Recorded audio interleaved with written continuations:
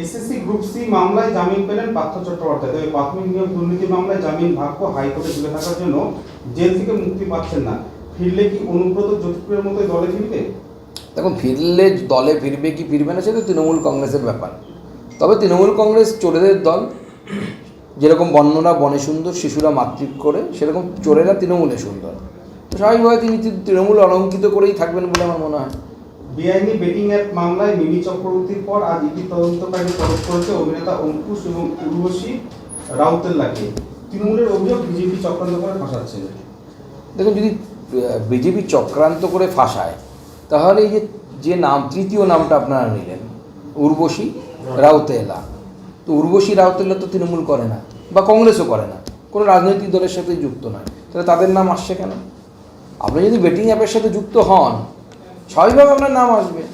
এবং আমরা বুঝতে পারি যে এই রাজ্যের অর্থনীতির অবস্থা যে ভঙ্গুর, অর্থনীতি নেই। আগে 100টা সিনেমা তৈরি হতো টলিউডে, এখন সেটা 40-এ নেমে গেছে গোটা বছরে। তো কোথায় যাবে এরা? নানা রকম অসামাজিক কার্যের সাথে যুক্ত হয়ে যাচ্ছে।